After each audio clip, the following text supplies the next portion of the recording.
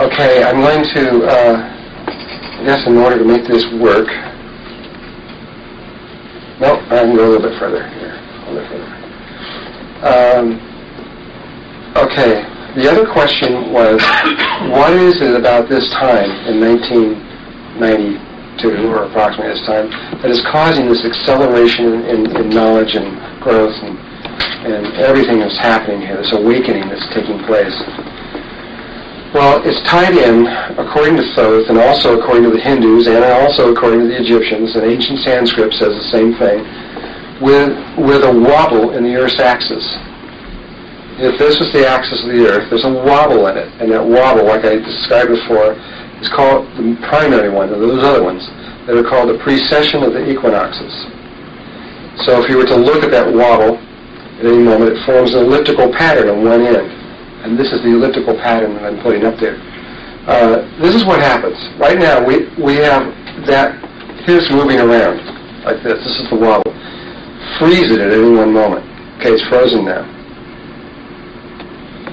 And that angle, if it was for 1992, would be approximately 23 degrees. Our sun is over here. We move like this around the sun. So as we move around the sun, the angle to the Earth facing the sun changes, and so the light strikes the Earth differently, and you get your 4 different seasons depending on where you are. But slowly, this angle will keep changing. And so over time, as this moves around the sun, we get a different pattern. And slowly, this point aims to all 12 of the different constellations as it goes around over one time, over 26,000 years.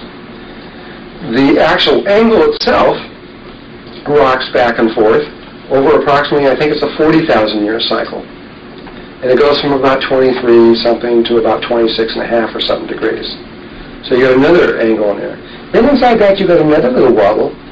So as this one's going around like that, you got another little, it's really doing a thing like this, which is about every 14 years. And then inside of that one you got another little tiny one that does it every 14 months. And I think they've now discovered a new one that they're all talking about and they're all excited about, where there's another wobble inside of all these other wobbles. And it's just the influences of all the gravitational fields. They're all over, at least probably that's what it is.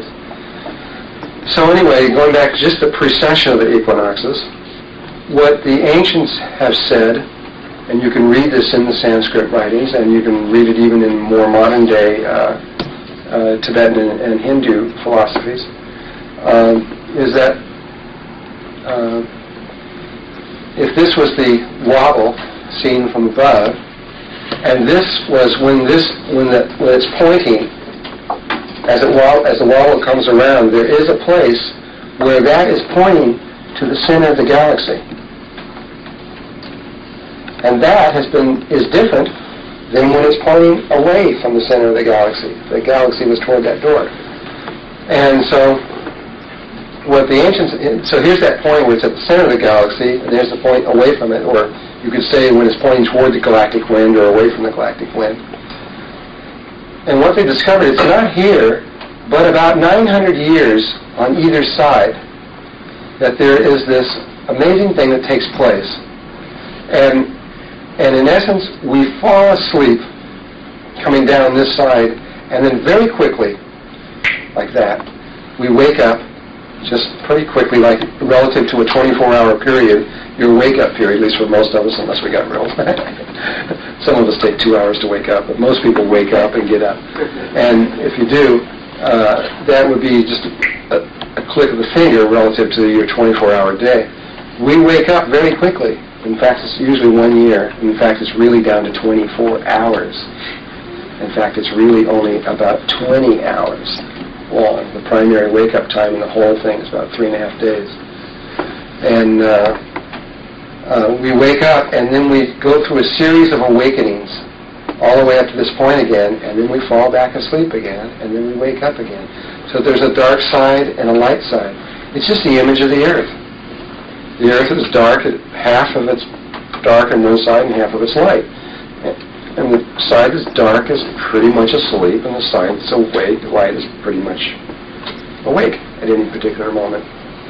And Only we do this in stages.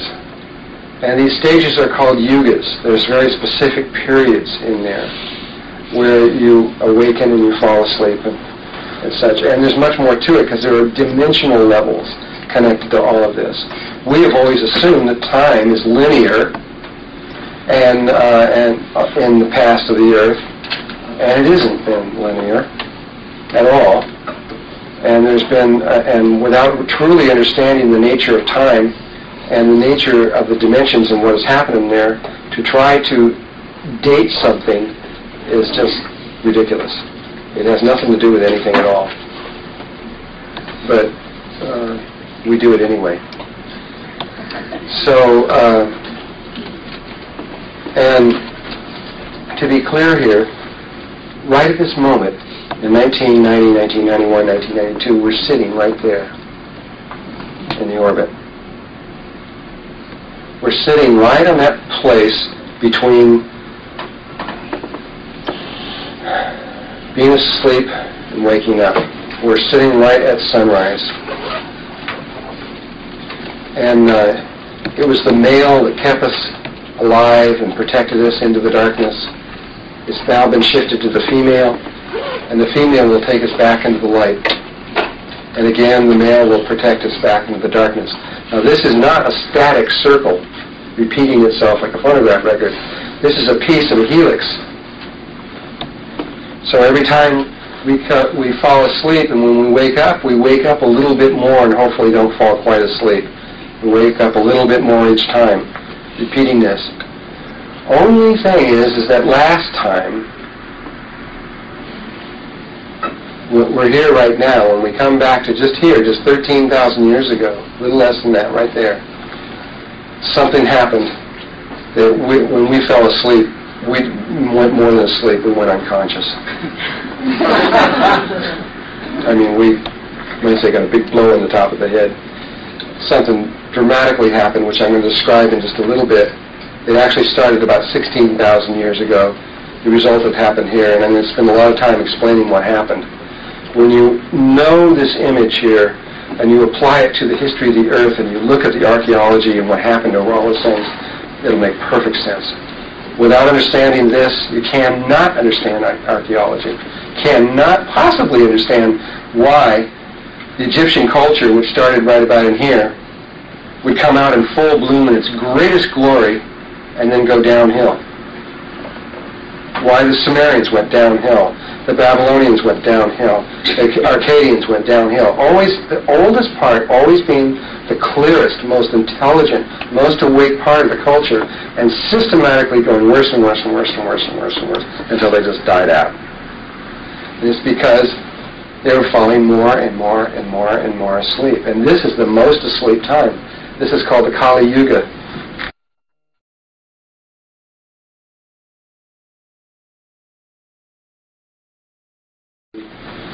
These are the yugas, Hindu philosophy. This part of the yuga is called the Sattva. There's the descending and ascending in yugas. This is the Sattva, the Treta, the Dwapara, and the Kali Yuga. And then you got a descent and the ascending Kali, Dwapara, Treta, and Sattva Yuga. And this is the Kali Yuga down here. It's about roughly a couple thousand years or long. They put them at different lengths of time. There's a period in here that we just came out of just 900 years ago where we were just sound asleep and snoring. I mean, they call it the Dark Ages and everything. It really was. I mean, we were just asleep. We didn't know what we were doing. And there's all these people running around. All the books and everything that were written during that time, they were written by people who weren't awake. Got to be really careful about anything that was written in the last 2,000 years. And there was a lot of secrecy that was done. They knew that the people that were kind of awake knew that we weren't in position yet for us to wake up.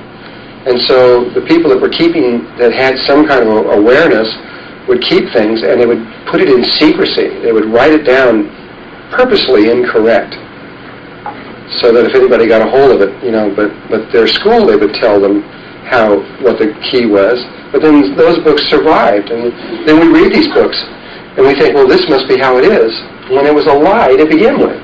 Or they didn't even understand what the heck they was. Somebody was talking about the yugas. A lot of people, especially the Hindus, put some of these yugas at 100,000, 150,000, 200,000 years, when they're talking about a cycle that's only 26,000 years long. And they didn't know that. They didn't even understand what the patterns were that were underneath it.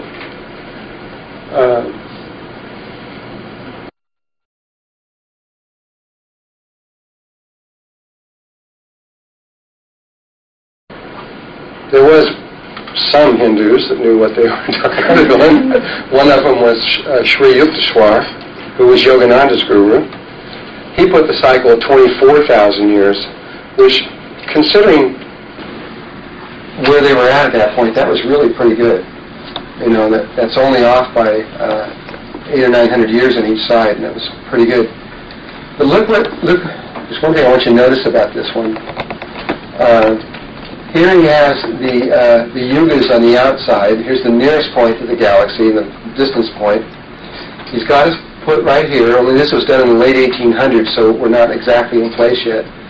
And inside here he has the constellations, because the precession points to all 12 of the constellations as it moves around. So you can tie the constellations to the yugas, which is what he did here.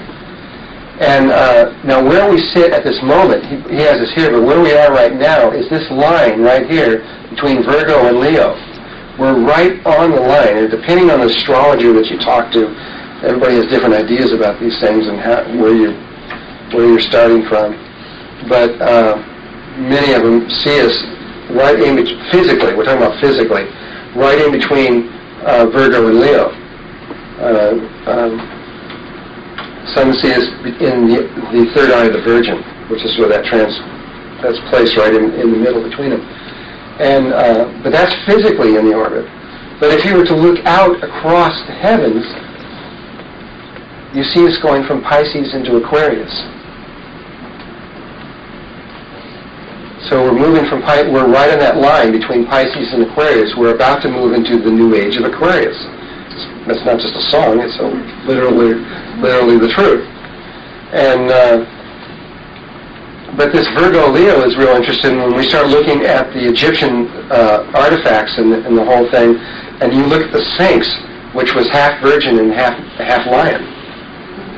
And when you see that there is one of these calendars in the sand from the air, 3 miles in diameter, marking all this stuff on the ground invisibly but clearly, and when you calculate all that back and you put all these things, we're going to do this a little bit later, and where are the Sphinx physically sitting on there, right in between Virgo and Leo. And the Sphinx originally was a female. So many people think now it's a male, because for a while they changed it and they put a beard on it. If the beard fell off, but they changed the outer look of the face to look more like a male, but originally, according to all the ancient writings, that was a female and a lion. So, this understanding here of the precession of the equinoxes and the astrological signs is real important to understand why this moment of 1990s is so important, because we're in that place right when the sun's coming up. And you can read about it in the ancient Sanskrit, how they describe each of the yugas, what happens to us normally as we fall asleep and wake up in each one of these things. And when they talk about coming into the Dwapara Yuga, where we are right now, they talk about how we start becoming involved in inventions. They even talk about electricity. They even talk about flying in the sky. You know, the airplanes and all this stuff that we become involved in all this technology and everything. And then they draw this line down the middle. And suddenly we throw it away. We throw it out the window. And what happens is, at this point, is when we wake, these become like toys to children, our cars and all this stuff, because we wake up. And we come into the awareness that we can do anything that technology can do from within ourselves, and we don't need it anymore. And a whole new level of human experience takes off from this point on, which is where we are right now. We'll experience this in our lifetimes.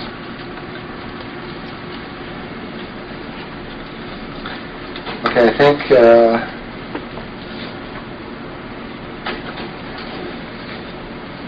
I'm going to leave it right there, and we can now ask questions.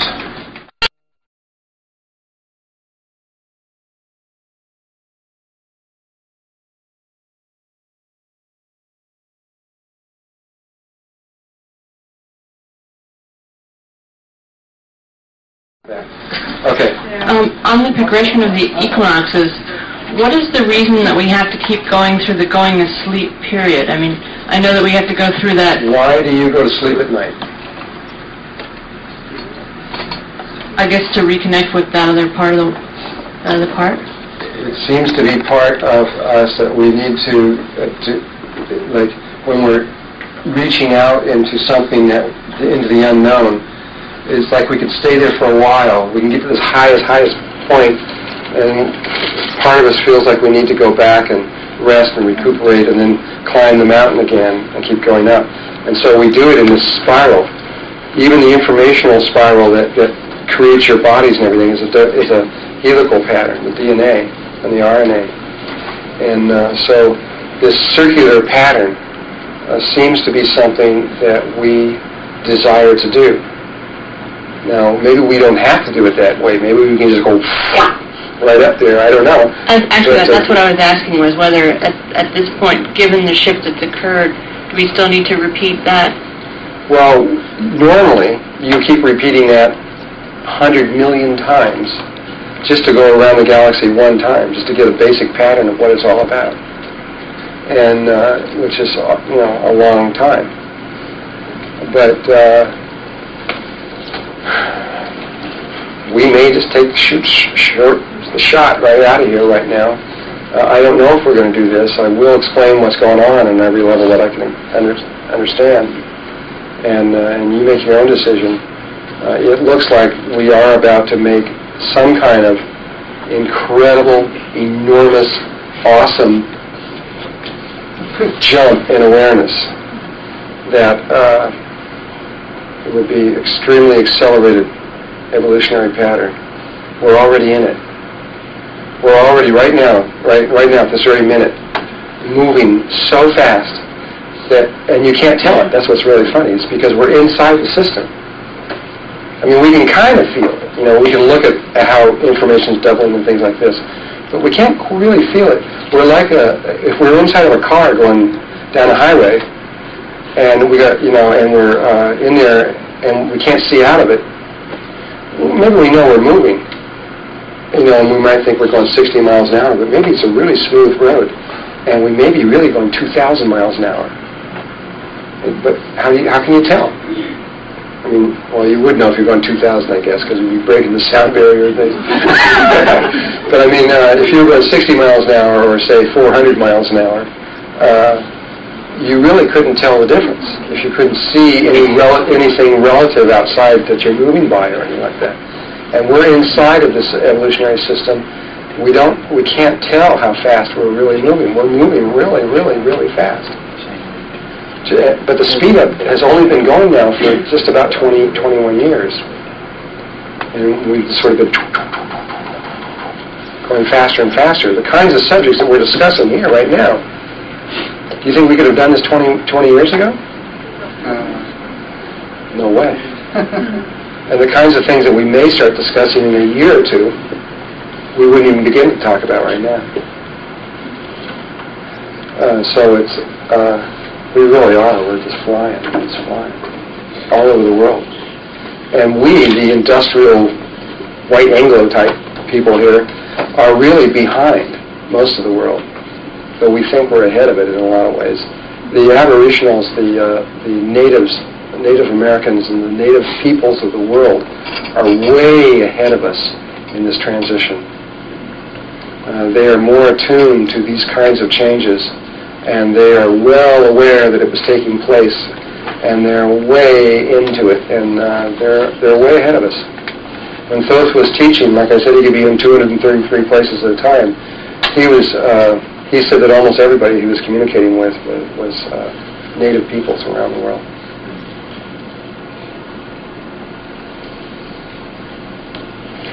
Any other questions?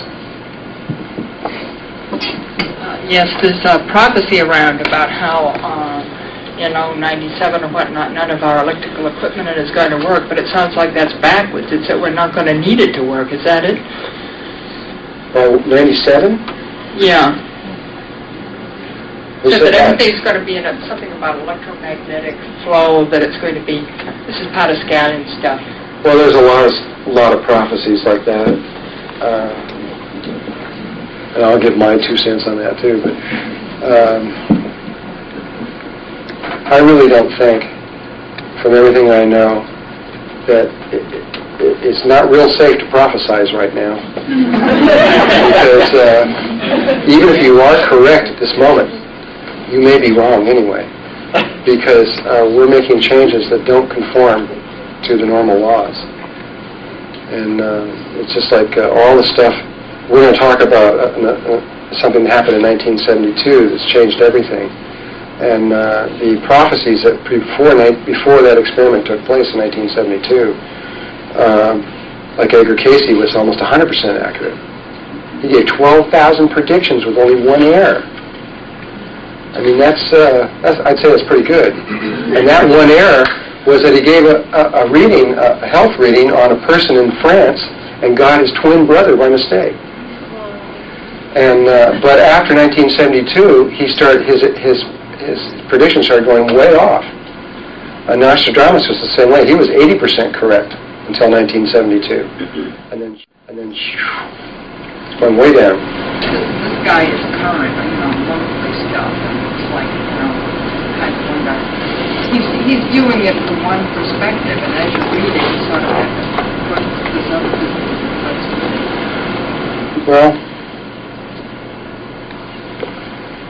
the ascended masters that I communicate with, they're very reluctant to say what's going to happen. And they have a real good view, a good wide view of the whole thing. And they've never seen anything like it. They don't even know what to think about it. And this informational level is also up on their level. They have received information that normally a planet like this wouldn't get. Probably 100 million years down the line somewhere, and they're acting on it successfully. We're making. I mean, I don't know. I mean, all I can tell you I will tell you what normally happens in these kind of things, which we'll get into later, and I know that there are certain things that will happen. Like the poles are going to shift, but it does not have to be this violent change.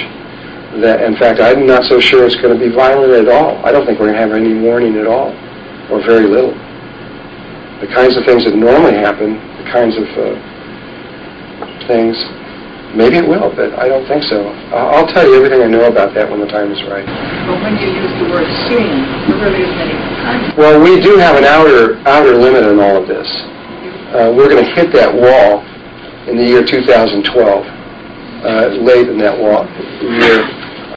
By January 2013, we can't be here anymore, and so that is our outer limit of time. And the original predictions, which I'm going to talk about when they started the Christ consciousness geomancy of the planet, which was done about 13,000 years ago, the original calculations were that we would be completed with this by the winter of 1998. But those don't mean anything anymore.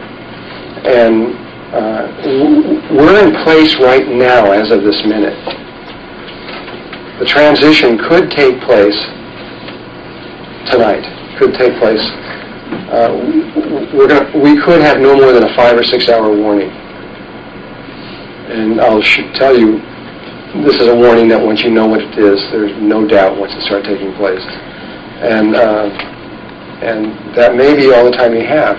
It really depends a lot on the people of the world and how much love we have for each other, and what our dreams are, We're in control right now. We're in a lot. We've eliminated most of the negative forces that have been controlling things. We've eliminated, at least temporarily, most of the extraterrestrial forces that have been controlling things. We have eliminated most of the governmental agencies that have been controlling things. And the people are in more power than they know, and that's part of the problem, is they don't know. They don't know that what they're thinking and feeling is literally creating the world at each moment right now. But I have to wait until we get a lot more information laid down before. That's going to make a lot of sense. I understood that the wall was between the 12th dimension and the 13th dimension, and you said that we have until the year 2012 before we hit that wall. We're going to hit the wall, yeah. So I thought we were going now into the 10th, 11th, and 12th octaves. That's correct. Of the 4th dimension. We're going to make the first step is to get into this relative to what this very dense body that we're in right now. We're going to convert into energy, and we will still have atoms, just like we do now. Only they'll be fourth-dimensional atoms. They'll be different than the atoms that we have here. They have a different configuration. But their atomic bondings are at phenomenal lengths rather than in close. And so we will convert most of the mass of this body into energy, and the atoms will be linked by tremendous distances. But when you look at your body, it'll look the same, except the colors coming off of it will be different. It'll feel solid and everything. But if you were to walk through that wall, you just walk right through it. Like it's not even there. If your hand went like this, you'd go right through it, because you would be in a different density than this. And you wouldn't be visible in this room except to certain people. If somebody could tune to that level, then they could see you. If they couldn't tune to that, you would be invisible to them. And so, what was the... So that's the first step to the 10th, 11th, and 12th. Oh, well, the thing is we're going to... the 10th and 11th, 12th overtone is sort of a transition place between having a physical body and having no body. Go into very specific body forms that God has created that would be considered light bodies compared to what we are now. They have physical form and shape, and they have brains and all these kinds of things, but they are, like I said, almost pure energy. And we need to go into that step first. And we go through metamorphosis. We literally grow into these new kinds of bodies. We come out on the other side as a baby. And this is called a baby over there. And we grow from here very rapidly. What takes 21 years or so for us to become an adult here takes about 2 years there. And experientially, not talking about actual time ratios, experientially about 2 years will go by and you will go through a very rapid metamorphosis into something that's going to look very different, though very similar to this. And you're going to see the pictures of what we're going to go into over there. And but then once we get in there and we become an adult there, we're going to rapidly move from there, out of there, into the 5th dimension, leave all physical form, and then slingshot from there through a whole series of dimensional levels, which is beyond my imagination how that's going to be. And that's the part that the Ascended Masters are guessing about. No, they're guessing at just about everything.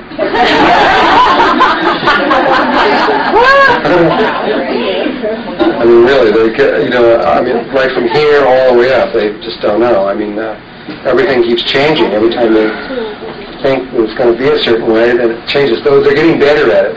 They're beginning to understand. See, they were thrown off by the speed. That's the thing. It's not the pattern so much. It's the speed at which the evolution is taking place. So if we were thrown, if we were able to slingshot all the way to, let's say, the 12th dimension, would that disallow or perhaps obviate the need for the precession of the equinoxes as far as our participation in falling asleep and waking up? We're going to be out of this level of earthly consciousness or awareness very quickly. I don't know when. I don't think it's even if I did know the moment, I wouldn't tell you, because it's not healthy to know. That's like knowing when you're going to die. You know, I mean, it doesn't help you at all. You're better not to know. And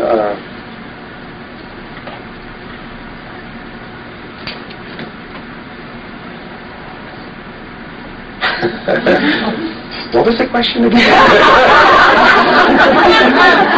I just wondered if we were able to slingshot all the way up to the 12th dimension, if it would still, if we, as we are right now, would still be required to go through this experience of this intense darkness of sleep, falling asleep and waking up. Well, like I said, we're going to be out of earthly consciousness, all the parameters and everything that are on here. We're going to still be in Earth, but we're going to first go to the fourth dimensional level. Experientially, there's almost no connection at all. Almost none, except that there are bodies, but they're real different, and the experience is totally different. And I will describe all this stuff.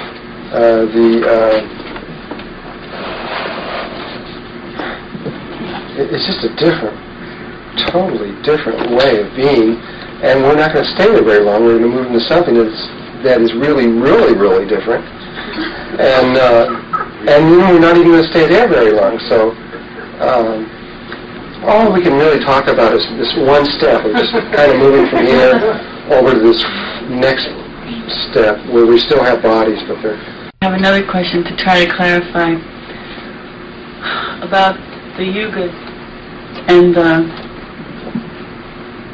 is that an entirely different thing? This is a historical thing that we go through these cycles of waking up and falling asleep, right? Now this has been going on forever. And in this dimension it's been going on forever, and this change into the next dimension is something different, or? Well, the Earth has a three-dimensional aspect. We do shift as we come to this place. We normally what happens. What's been happening, the level that we were at, is when we reach this place right here at the nearest point, and we were coming over here to, let's see, if we were physically where we are right now, between here, at that place, that would be the place where we were at our highest level of consciousness that we could obtain, and then we were reaching about the 12th overtime of the 6th dimension, and then we would drop down, but where we would drop down to is to Christ consciousness, to one of the overtones of the 4th dimension. That's as low as we would get. And so when you say we were asleep, we were like really awake compared to where we are now. And then when we come to the waking place up, we would go into the 5th dimension and begin this light process back up again. And so our sleep period was vastly more expanded than what now. But something caused us to fall way down, to literally go unconscious. So you're saying that whatever happened 16,000 years ago is why this cycle is different? Yeah, we have a different cycle in here than anyone before. Well, also, Solera, she said something about the helixes of the thing you described about the Sirius and the way that moves in a helix, and that somehow it's going to cross over into another orbit or something, and that's why this is a big change. We are going to change orbits. That we're going to cross into the next place. We're going to actually go into a closer orbit. Square dance out of it or something. Though none of that's going to make any difference because we're not going to really be here anyway, so it's not going to really make a big difference. At least I don't think so. And when they set up the whole system and turned it on and threw the big switches and got the whole thing going, they had this incredible static running through the systems. And when they tried to locate where it was, they looked through their systems and they looked into the earth and looked everywhere else. But then when they pointed up to the heavens, they said, "Oh no, it's coming from everywhere," and it is literally everywhere. And the reason it's 7.2, you can communicate that from a quantum mechanic point of view.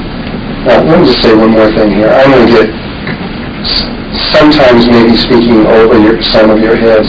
Don't worry about it. Just watch the stuff like a movie. Take in what you can take in, and don't worry that you're not getting something, because you're getting whatever you need. And so I'm talking to a lot of people on a lot of different levels, and just get what you can. What you can, it's okay.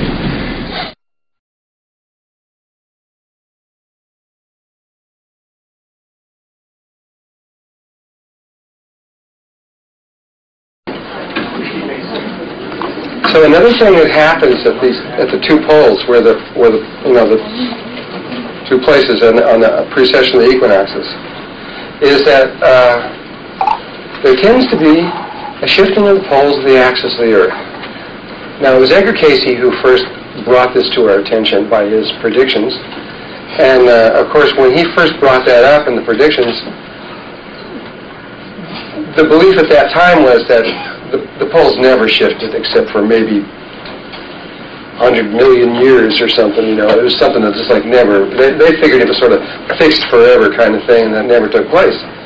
And it was probably people who evolved in the ARE that began to do research to see what the truth of the matter was.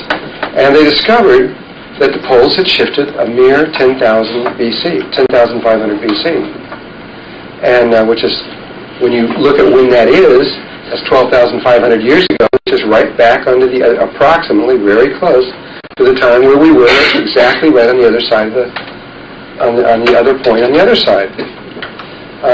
The way they did that was they knew that there would be a lot of volcanic action at the time.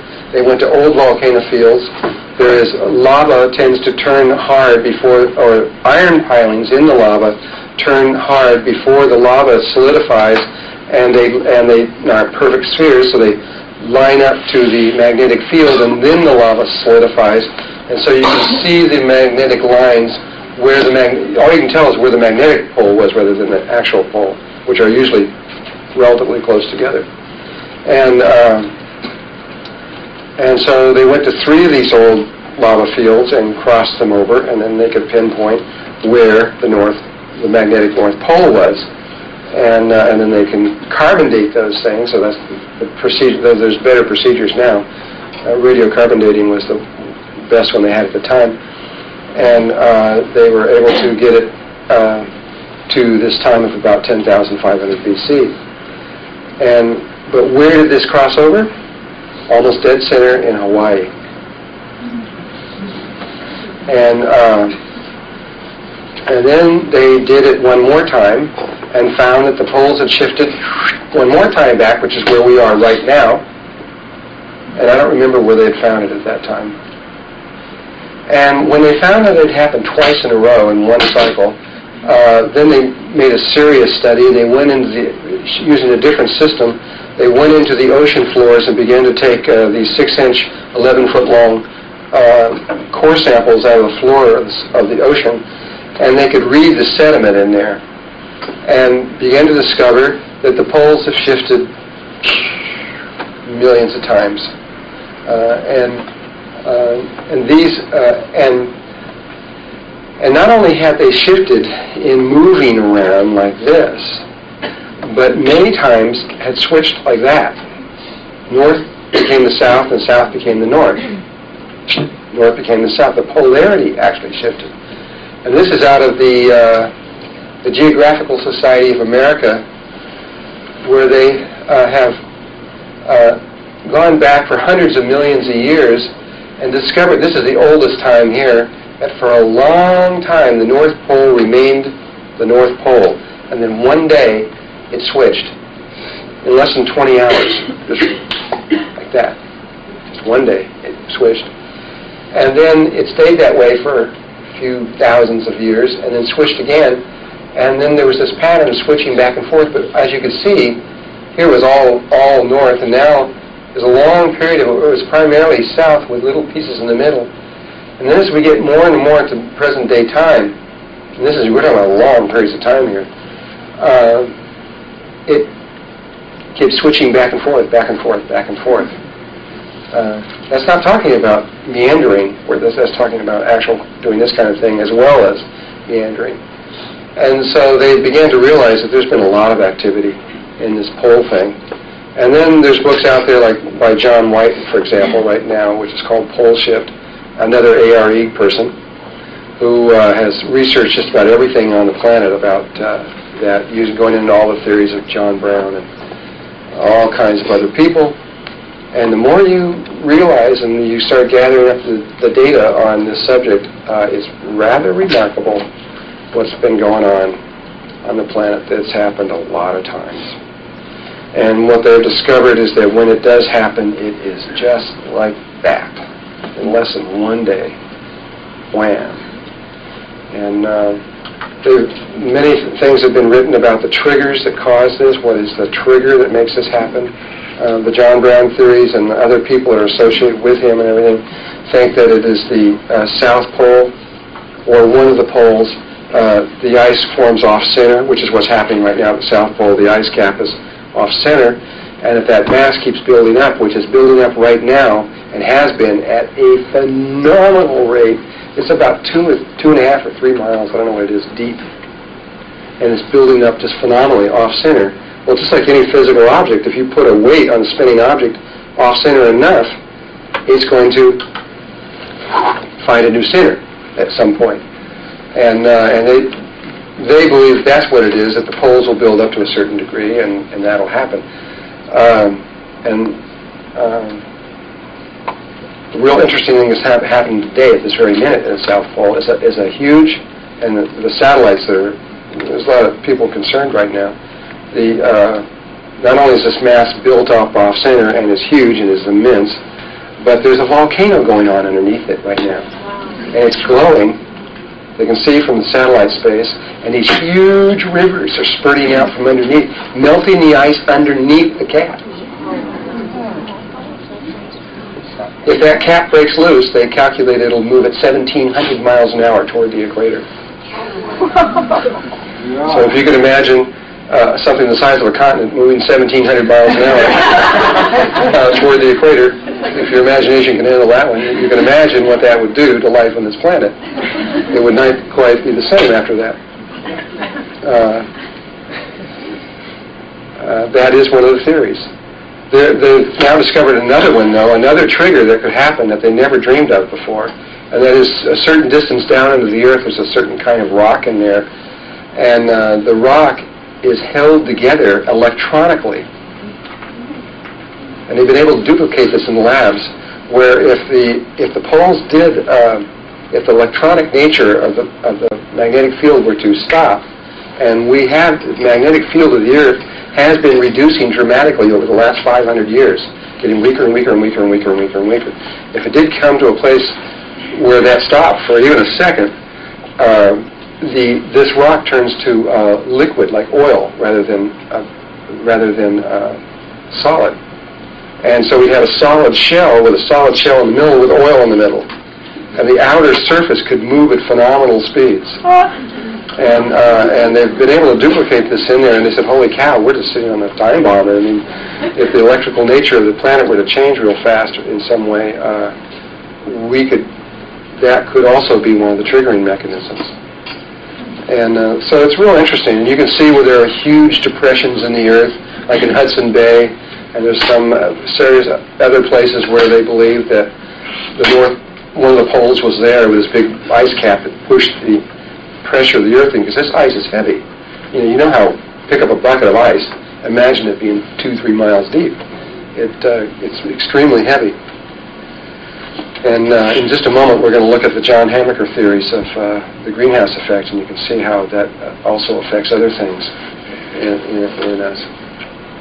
So anyway, at the time that these things take place, we usually have accompanied with a dimensional or consciousness change, we have a very rapid change in the geography of the planet. And these changes, to show you how fast they are, when you go up into Siberia and you look into what happened in the very, very last one, it's been carbon dated to 113,000 years ago, you find animals and trees and humans and all these things ripped apart, torn and thrown and slammed together, and then frozen at some unbelievable speed. They don't know. They've got all these theories on how this could possibly take place, which are pretty exciting. Where these gases go up in the air and come back down at amazing winds at hundreds of miles an hour, 500, 600, 700 miles an hour, and freeze things up all real fast. A lot of it they don't really know. They're guessing, you know. But all they know is they look at the evidence, and here's the stuff. They found bison that are tropical animals with tropical food in their stomachs and in their mouths, and were walking around in a very hot place, about 120 or 30 above ground, and then frozen solid right in their tracks, you know. And there are 212 different kinds of ice structure. As you get colder and colder and colder, the ice patterns will compact into deeper and deeper freezing patterns. And of course, the quicker and the deeper you can get something frozen, the longer it's going to last. This bison meat is still edible 13,000 years later. You can eat it. It's still good.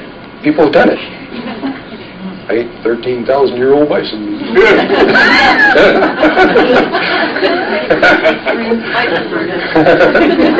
Bison burger. And so, I mean, whatever did it happened really fast, really, really fast. Anyway, we'll look at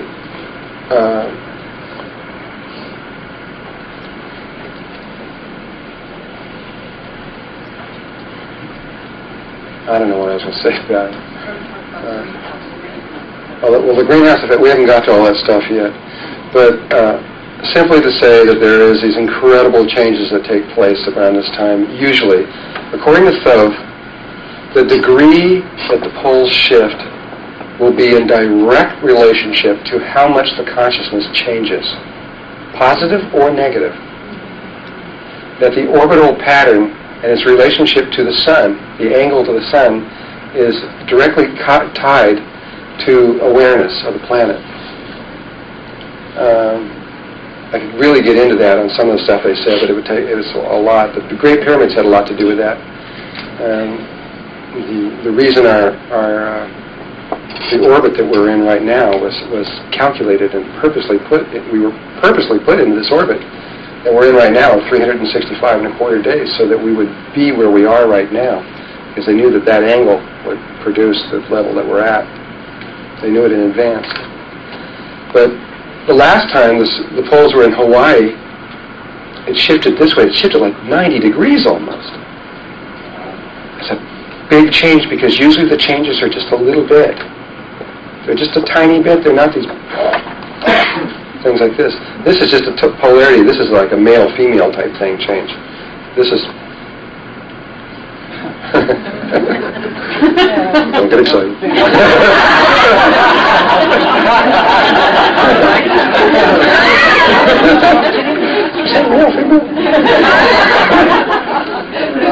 So it's just usually they're just a little tiny bit.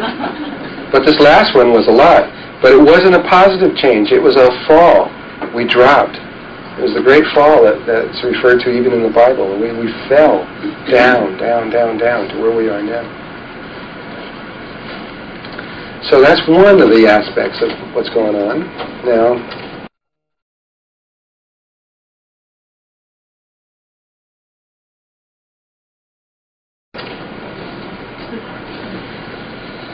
there's another thing, and this does not usually happen in our case, because we would normally be where we're trying to get to. We would normally be in Christ consciousness, which is the lowest level that we get to, and we would not have the kinds of problems on our earth that we're now having. However, because we fell and we had to move back up, and we're in this disharmonic consciousness that we're in, our earth is being threatened because of our level of awareness. And I want to talk about this threat to us for a little bit. I don't want to talk about it for the purpose of creating fear in us, because there really is no problem, though it looks like a big one. And the more you know about it, and the more you study it, and the more you get involved in it, the problem looks bigger and bigger and bigger, and looks insolvable. Our governments really don't know what to do right now. They don't really see an answer to anything. There's I don't know how many scenarios going on right now, and if any one of these scenarios falls apart, all life on the planet dies. And they're all about ready to fall apart. It's just a matter of if you put your money on there to say which one's going to go first. I mean, it's hard to say. And yet, I say to you, there's no problem. Which seems sort of inconsistent. Well, we'll talk about the problem, what looks like a problem first, and then as you study this more, you'll see there's really no problem here. But it looks pretty hopeless. For a long time, we were not aware of the situation. Meaning we, on a daily basis down here, the governments became aware of it first. The secret governments became aware first, and then the outer governments became aware second, and then they didn't tell us for a long time, though they knew a lot of the problems that were being developed, because they couldn't stop them, because if they did, it would cause another kind of problem called financial. And that's still the main reason why they're not stopping a lot of the things. They're not trying to kill us. We have chosen a lifestyle that ultimately will end up killing all of us if we don't change it. And yet no one knows how to stop it. They finally decided recently, and I mean really recently, this is Time Magazine, January 1989. It was really only about 1988 that the secret governments of the world, not governments, secret government of the world, elected to allow the information that was of the problem to go out, and only because of an enlightening process that took part on their part. Because they thought, as I'll explain later, the secret government thought that they had it made and didn't really care what happened to us, and now they find out that they are intimately tied to us no matter what they do. And so their attitude has changed dramatically. But these things I'm throwing out like this, I will come back and clarify more later. But so in 1988, they began to allow the information of the problem, the big environmental problem, to come out. You know, the hippies in the 60s were talking about it, and everybody just, nah, those guys don't know what they're talking about. And in the 70s, they kept talking about it, and everybody says no. It didn't take them. It took 20 years before it was finally allowed to be released.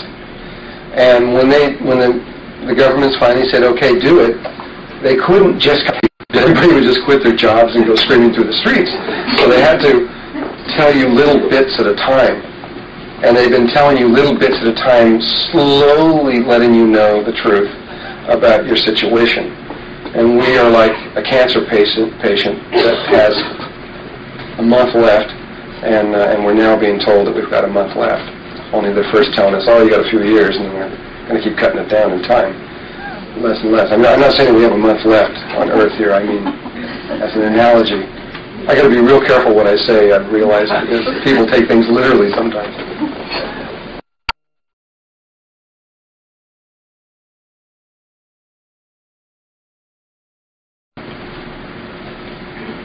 So, in January 1989, Time put out this magazine called The Planet of the Year. The Endangered Earth, and the entire thing was put out to some of the problems that we were having, just some of the major ones, and to begin to let us know. Though they actually started in 1988, and one of them, and this was August of 1988, one they put out called Our Filthy Seas.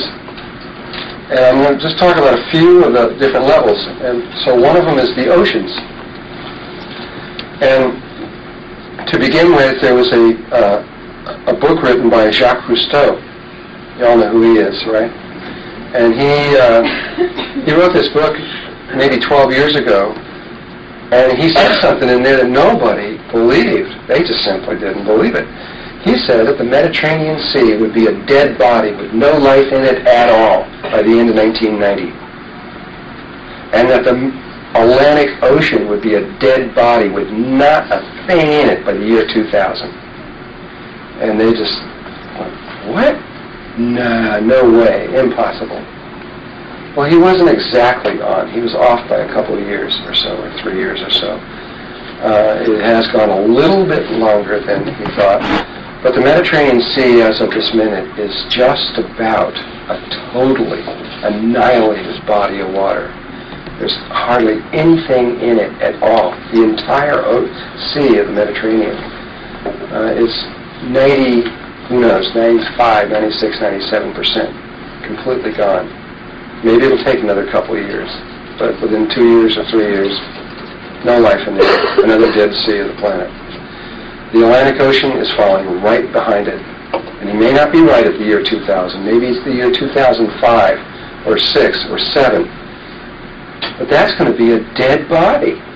It's dying. It's hard to imagine that that's possible, but it really is. It's going to be dead. If we just continue just at the rate we're going without having even escalating at all, we've been continually escalating everything. And there's whole areas on the Atlantic Ocean, from what I've been reading, that are as much as 3 to 5 feet thick of pure toxins. Patches that are hundreds of square miles around. No life can live on them. It's like cancer sores all over. There's mountains of shit, literally, out in front of New York Harbor, for example. They've been pumping that stuff out for 20 miles out, and it's all coming back. And this big mountain's about to enter the harbor now, and they're all going, what do we do? And the ocean is dying. And they never thought that could ever happen. But it is. And they don't know what to do about it. They just don't know what to do about it. They can't, they just don't know where to go.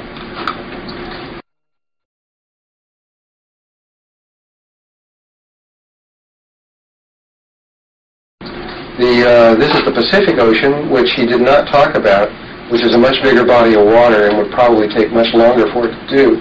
But the same signs, the beginning signs that were happening in the Atlantic a long time ago, are happening there. These red tides are sweeping throughout the Pacific, and nothing can live in or under that. That takes all the oxygen out, so when a fish swims in there's no oxygen in the water and they die. And it's just a sign of a polluted planet. And it's pretty horrible what's happening to watch this take place to Mother Earth, but it's going on. And these oil wrecks that keep happening, they just keep right on going, but we just keep right on sending them.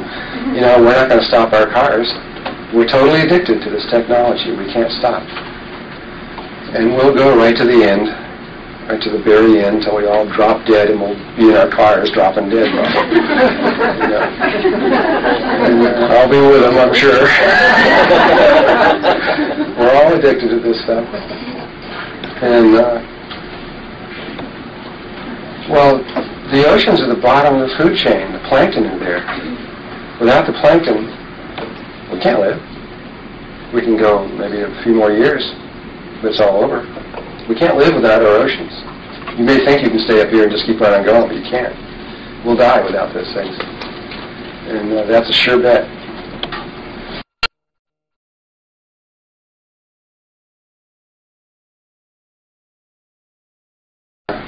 There's a lot of other problems. That's only just one of them. This is a satellite photograph of the South Pole. And this is the ozone hole right in here. It's an old photograph, actually. It's one of the first ones that came out. And we didn't know the hole was there because of a software glitch in the way we designed the software in the computers that were now analyzing this. But when we finally did figure out it was there, and found out that it was chlorine monoxide, which was the final end product and the key, the chemical companies who were creating the CFCs that we figured were destroying this, of course they all said, well, we're not doing it. This is a natural phenomenon. This naturally takes place. You guys have just discovered it. So they had the entire world cooperated. This is the first time in the history of the planet. The entire world of every single country on the planet cooperated on a single project, and that was to check this out. It took them 2 years of high-altitude flights to see what the levels of chlorine monoxide were. And when they first were looking, and the original calculations, they thought that it would be 30 times over normal, and they were really worried about that. However, when the results came back, they were speechless, because it was 500 times over normal. And that may have been a lie. It may have been much worse than that. And they just couldn't say the words.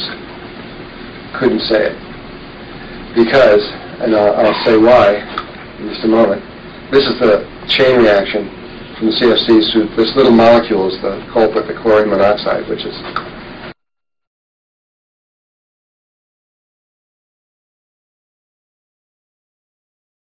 this is just last year. This is what's been going. This is what the EPA does here. They can't tell you the truth directly. You can understand if you were in your position, and so they tell you that they'll let out. Oh, it's worse than we thought. It's 10 times worse. I mean, that's in one statement, and a few months later, oh, it's worse than we thought. It's 10 times worse. You got to keep adding these 10 times up each time. You know, keeps getting up. Here's this one, for example. The fatality rate will be 21 times what the EPA had earlier forecast. 2 weeks later, oh, I don't have that slide anymore, I forgot. 2 weeks later, they came up and they said a little thing. Their earlier forecast of 3 weeks later, it's double that. Well, that went from 21 times to 42 times. That's an enormous jump. And in words, it just kind of goes right over us. And they can just keep right on doing it. Who knows what the real situation is? We now know that there's a hole in the North Pole, there's one at the South Pole, that the rest of the thing is Swiss cheese. There was two people who, and I don't remember their names, and I'm going to have to get people to calculate, to figure out who these guys were. They wrote a book about 10, 12 years ago also, predicting that this would happen in the ozone. And it was a man and a wife team, predicting exactly everything that was going to occur. And then it started occurring just like they said. And of course, nobody thought that they were accurate until it started getting to the levels where people started getting afraid. People in the know, anyway.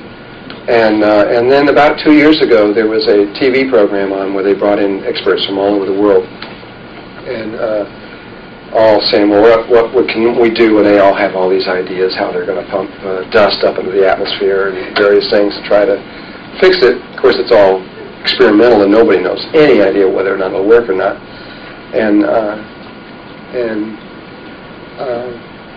they finally got this man and wife team on the TV, and I sat there and watched it, and they said to them, well, you guys know more about this than anybody in the world because you were able to actually predict this and everything else like that.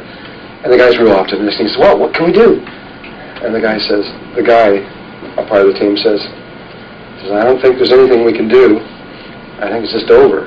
And, you know, I don't want to hear those kind of things. He says, well, what do you mean it's over? And he says, first of all, we can't get the entire world to cooperate, which is true. I mean, it's just like impossible. We had this meeting down in Rio where we tried to get the whole world, and George Bush didn't even want to go, you know, and it was just all a farce because we didn't have any internal agreement with anyone. Money's more important than the planet is what the truth is, and jobs, this kind of thing, is more important.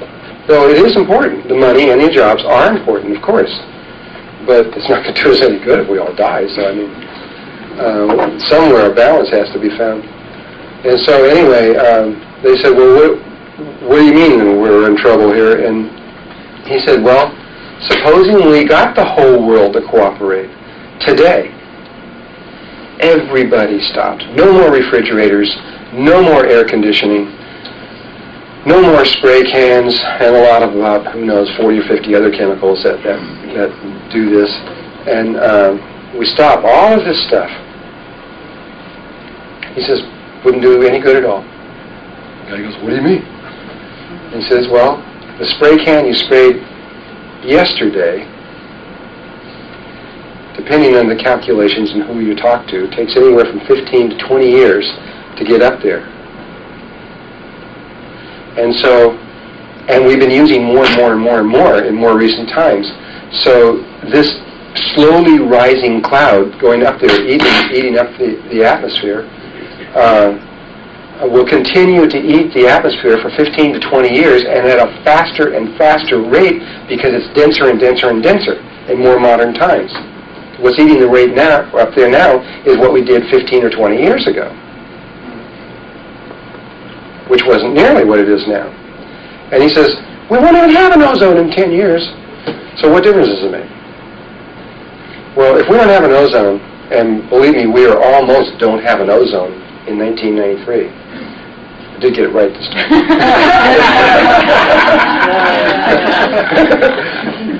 If we don't have an ozone,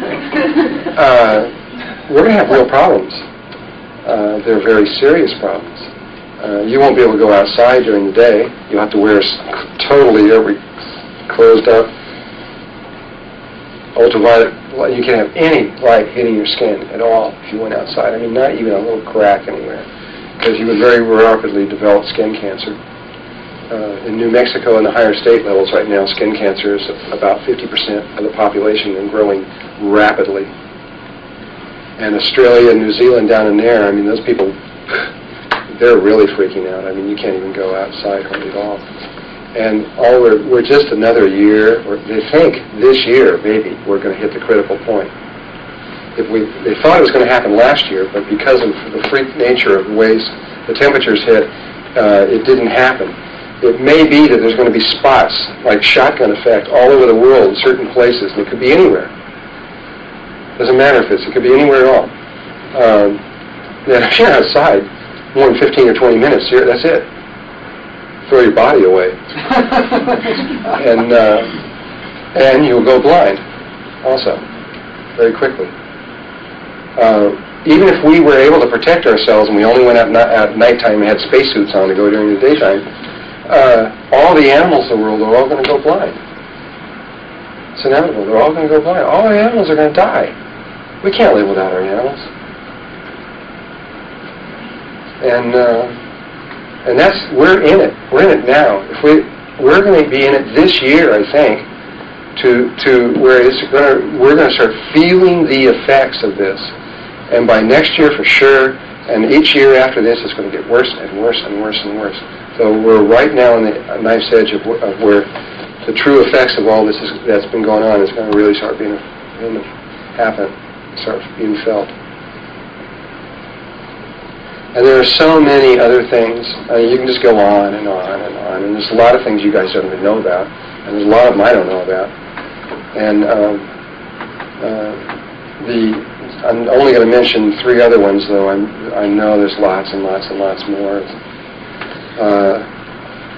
The other one that has received a lot of publication is the greenhouse effect.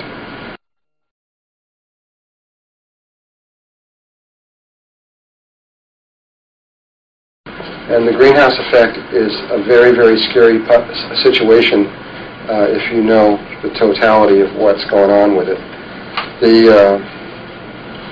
When George Bush took office in his first time there,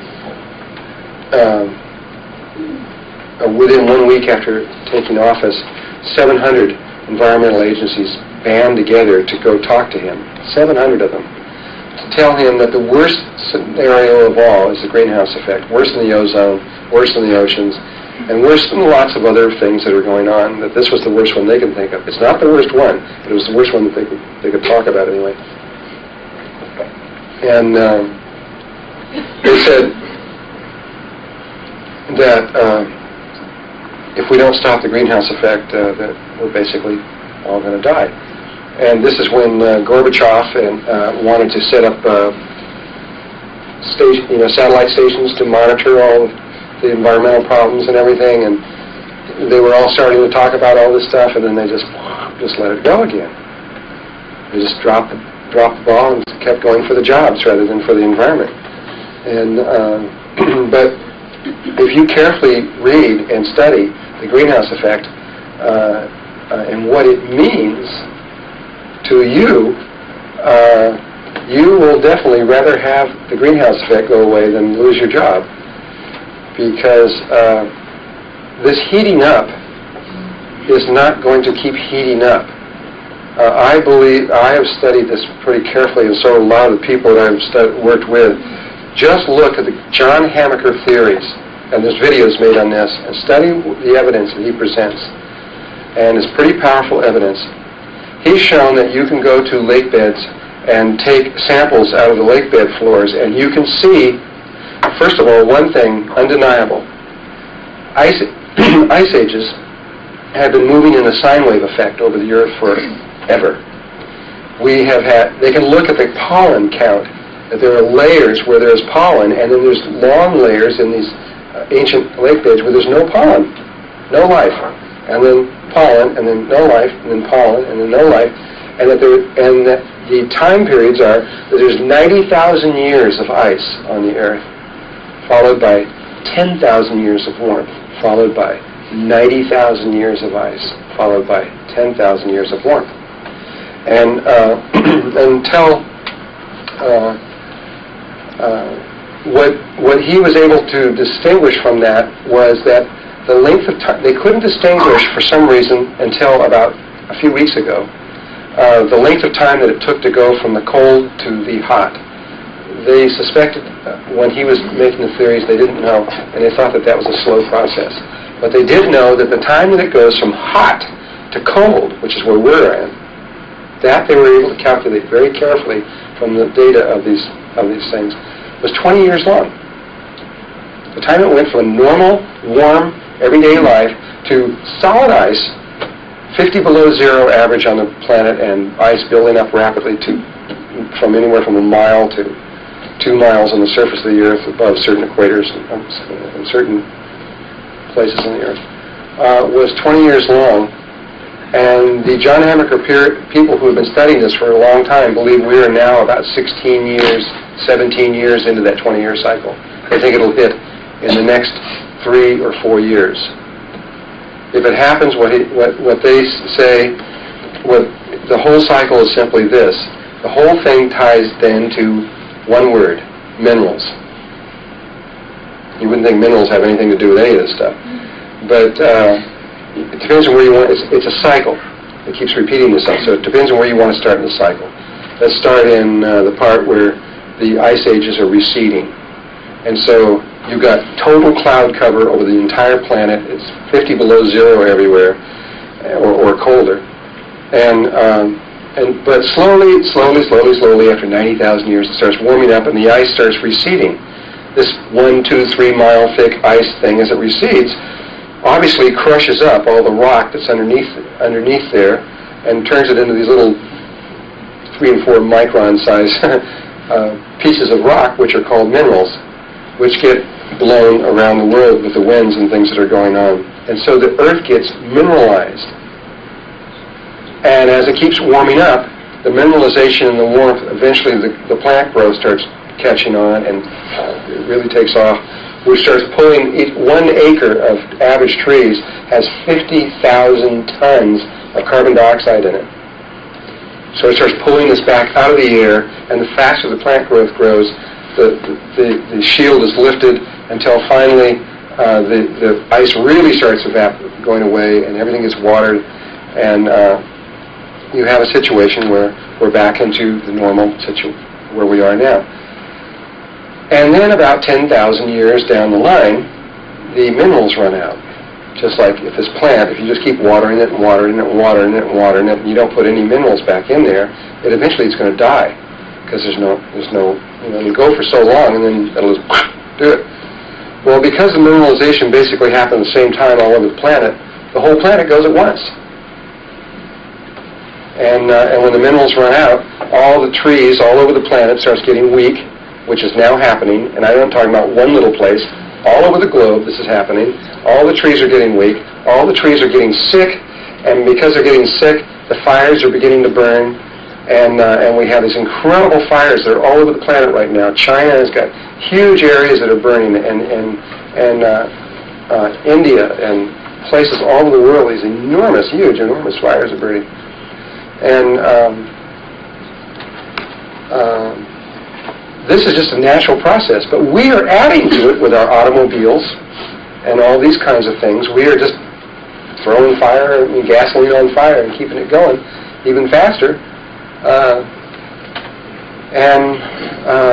What they now just discovered, just in the last few weeks, in fact, it was just announced in Discovery magazine of this month, they just found out the time that it goes from cold to hot is 1 to 3 days long.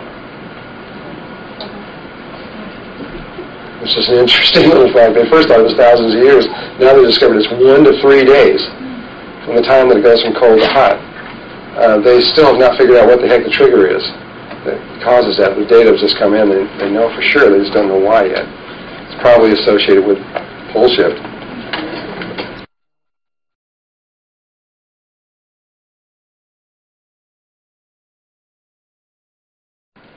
Anyway, just to finish this little cycle, what happens is that when the forest gets weak and they start burning and the greenhouse effect starts happening, the oceans start warming up, and the ocean water around the equator starts getting very hot, which is just what happened last year. This spot here in the ocean above Australia in here is the hottest recorded temperature in the history of our Earth. 86 degrees. 86 degrees in the ocean water there. This is last year. This is from the NASA reports. And what happens is the waters heat up and these huge amounts of water get pulled up into the atmosphere, which then gets pulled by convection currents because you got hot middle and you got two frozen ends. The convection currents pull them over to the ends. And then all this water dumps on the two ends, the poles, and the poles build up faster. These incredible poles start building up, which they are. They're just building at this phenomenal rates right now, which crushes the Earth, which causes all these volcanoes to happen all over the planet, specifically at the 19.5 north and south latitudes, which we'll talk about later. And this is going on right now, like crazy. And then what happens is it just keeps going and keeps going and keeps going. And then one day, which they figure takes about 20 years of this process, the process of the water, the oceans heat up so much that the water's coming out so fast that the clouds just back over. And that's it. 90,000 years, sealed tight. What was suddenly getting warm goes to an average of 50 below zero, and you don't see the sky again for 90,000 years. And there are people who think we're just only a few years away from this, and they're serious. And so you can understand why they may be a little concerned about the greenhouse effect.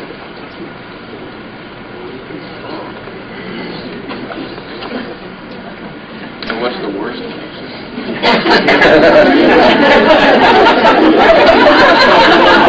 What's the worst? Well,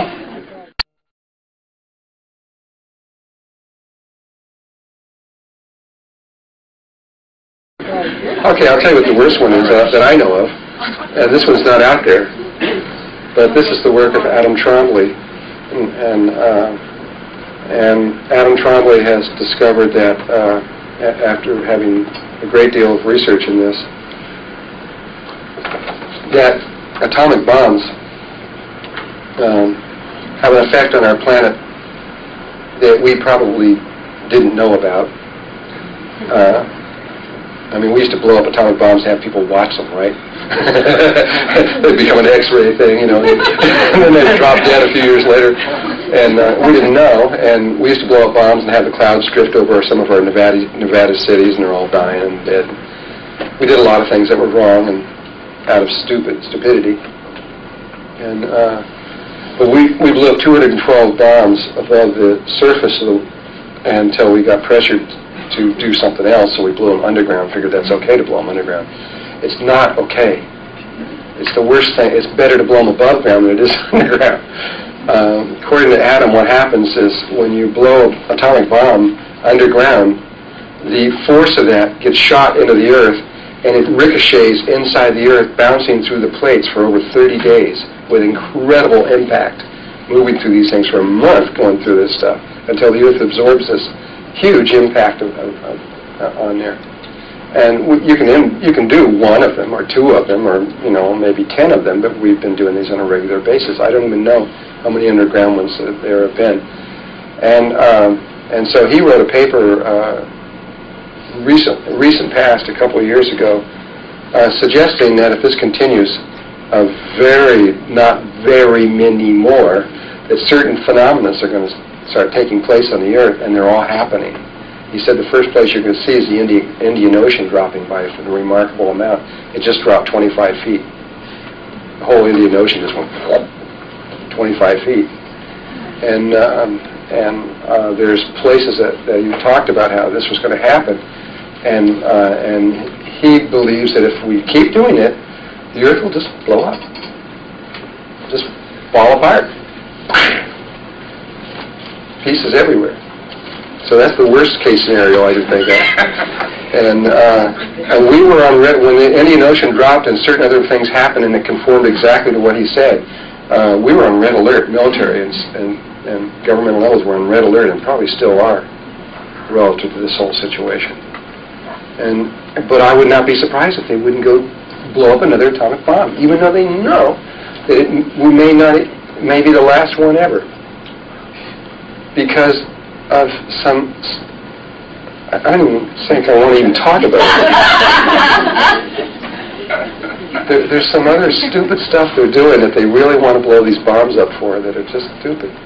But anyway,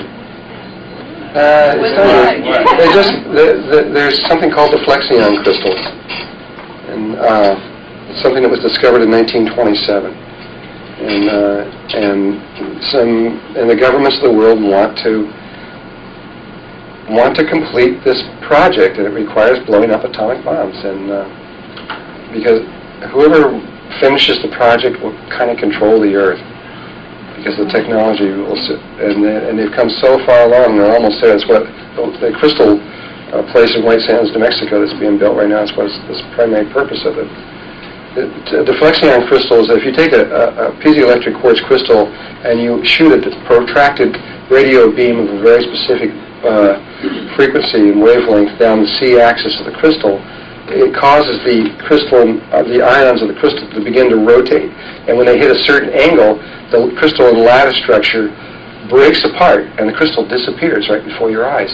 And the crystalline atoms migrate into space and reform into a larger crystalline atom. And so you get this, a little, say a 2-inch crystal, suddenly disappears and reforms a few minutes later 2,000% bigger. So it'd be 40 inches long. I guess that's what it is, instead of 2 inches. And well, that would be interesting if it was just that. But the other thing is that the crystal lifts off the ground. It levitates, and it levitates with. It will lift huge. A 2-inch crystal will lift 5,000 or 10,000 pounds off the ground. And it not only does it levitate and lift a huge amount of weight off the ground, but it moves in the force of the C-axis with tremendous speed and force. And so, obviously, if you could get those things together and control them, that would, in terms of what that means, in terms of space travel and everything else, would be pretty good stuff.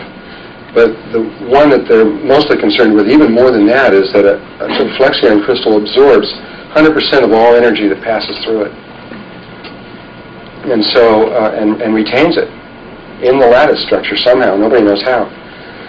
You can blow up an atomic bomb, and it'll absorb an atomic bomb and release it as electricity through many different kinds of means, even mechanical means, or release the bomb, striking the crystal. And so there's all kinds of purposes and reasons for that. And I believe that that's what's going on, specifically since the Japanese have gone around systematically over the whole world and bought up all the piezoelectric crystals on the planet, just about. There aren't any left hardly anywhere. And you can't do it with synthetic piezoelectric. It has to be natural for some reason. And so, and I think that, and I know that the Russians, the United States, and Japanese were all working on this. And I think the Japanese have either figured it out or are so close to figuring it out that they want to make sure they had the world's supply of it. So they bought it all. They've got it all over there. So there's hardly anything left anywhere.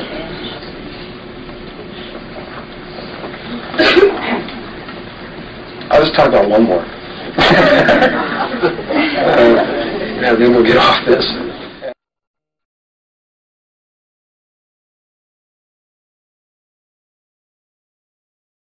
And that is AIDS.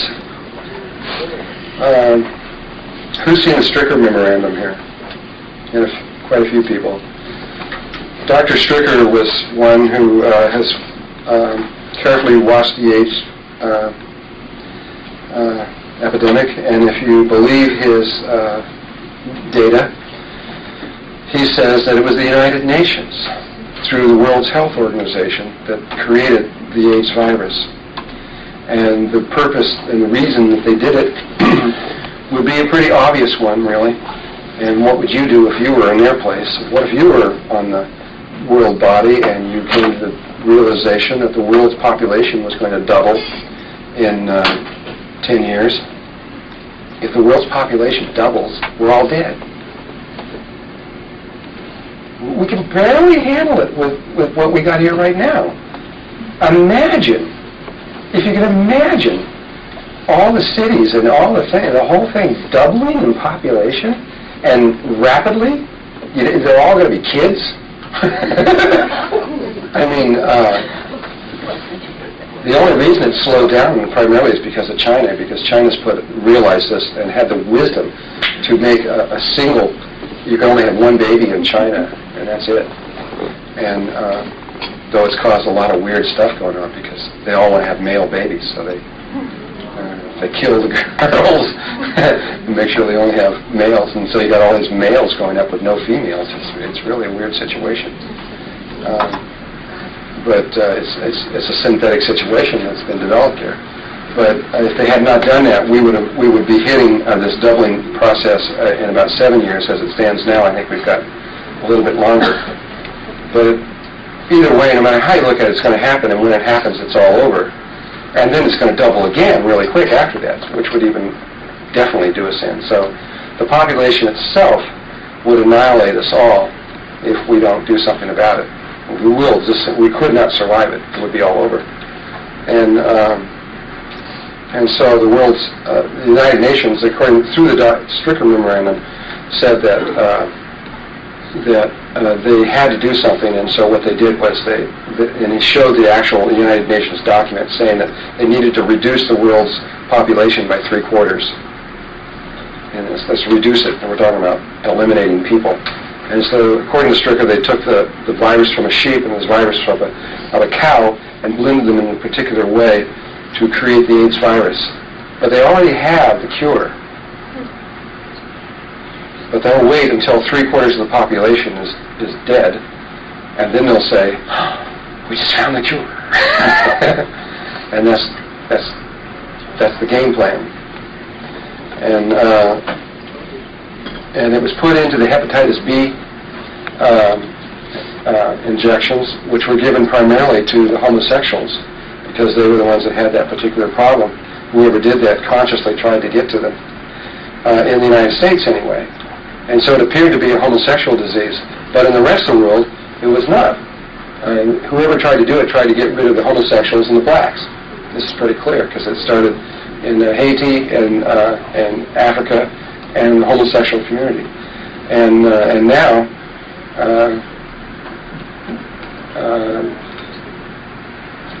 it's not a homosexual disease. That's clear, because all over the world except for here, it's almost equal amounts. And in the United States, it's rapidly becoming equal amount. The numbers responding back to it, it'll be an equal balance, males and females, within a few more years. This is what they calculate. It's already rapidly getting to that level. Yeah. Well, I don't think they're still doing that. I think they did that all at one time, pretty much. They don't have to do it anymore. But there's a cure for AIDS, though.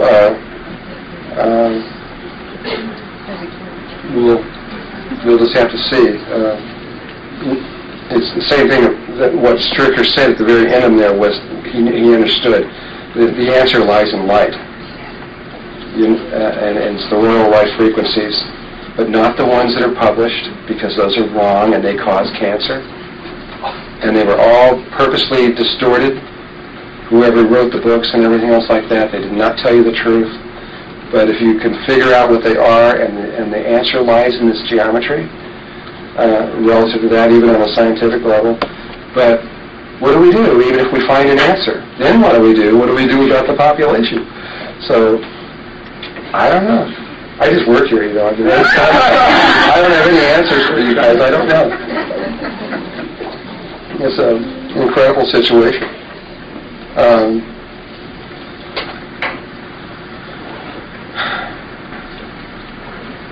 There's a tribe, and the one thing that a lot of the doctors have been very afraid of with AIDS and also with cancer and other diseases too, is that with cancer, before there ever even was AIDS, doctors had this little kind of scenario going on in their heads that they were a little never talked about too much to other people, but that was what would happen if cancer mutated and became airborne like a cold, which it could do.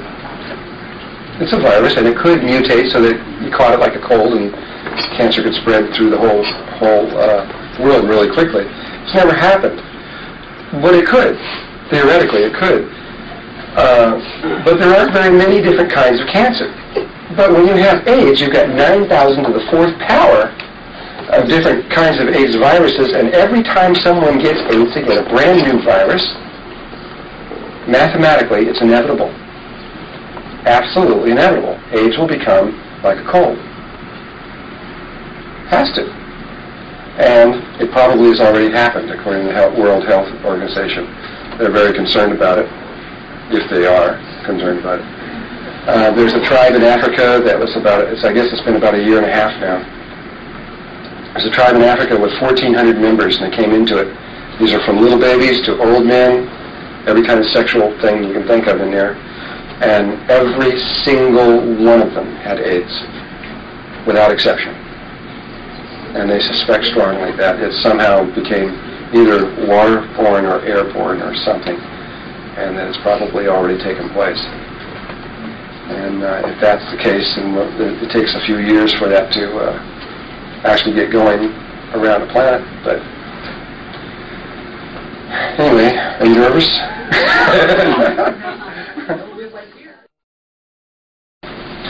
Okay, here we go again. Well, anyway, the bottom line of all of this stuff is that we are in extraordinary times, not only for informational levels that are coming in and all kinds of things. I mean, when we talk about informational levels, I mean, it's like another one that you could see in extraordinary times is the spiritual level of information. Remember how secret all that information was? People would die before they told you about certain secrets and things like that. And now you can go into a metaphysical bookstore, and there it all is for anybody who wants it, It's all there. Why did all these spiritual groups release all that information at the same time? Who told them? Who's guiding it? Who let that all come out at once? It was all secret. It was buried down deep. Well,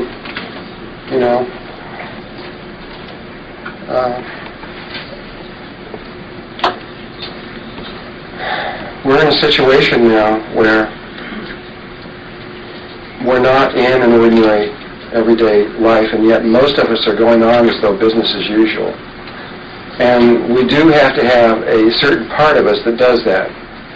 If we're going to survive this or make it through, we need to get through the daily life. In other words, we've got to have part of us that continues on and pays the bills and tries to do it in the cleanest, best, and most sacred way we can. But on the other hand, to live only for that and for pleasure and to keep going at this point in the game is really, you're just wasting your time. If you think that you're going to get married and grow up and have kids, and they're going to grow up and go to college, and and you're going to watch them grow and be, we're not going to be here. We ain't going to be here that long. I don't care which one of these scenarios take over. Eventually, we've got all kinds of things about ready to crash down on us. we're in the last days. I don't care how you want to look at this. Whether you want to look at the precession or any of these other subjects, we're in the final ends of this, and we need to, and yet this is a great gift to be here at this particular moment too, because we have the ability now to take this time to make certain changes within ourselves and to be able to make to make this transition out of this place into a place where that is clean and healthy and ready. The American Indians refer to it as going from the fourth to the fifth world. They call it the day of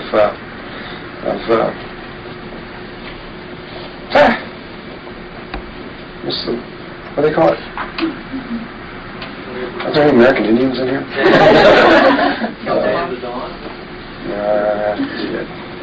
Anyway, the day of purification, right. But they speak about where we would go from the fourth to the fifth world. Now, there's no difference between their theories of the fourth and fifth world and the Melchizedek's ones of third and the fourth dimension. They just count the great void as one, as the first world. We count it as zero, because we don't think it's anything. And but we're both referring to the same moment.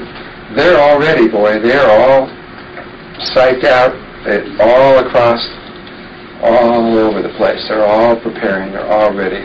They know exactly what to do. They know right where to go and right where their homes are and what to do and everything. And the rest of us are, the rest of us are just sitting here, out there, just going on as if nothing's going on. And we'll finally get to the place where they'll be announcing on TV, well, don't go outside anymore and things like this, and we'll just keep right on going. So nothing's happened. Take it for what you want, but this is the time that we're either going to do it or we're not. Because you're not going to stay here. Well, you may want to stay here, but we're not going to have this third dimensional planet to be able to play around in much longer. And if you don't believe me, check it out. Because the more you check it out, you'll realize that I'm playing lightly on this subject.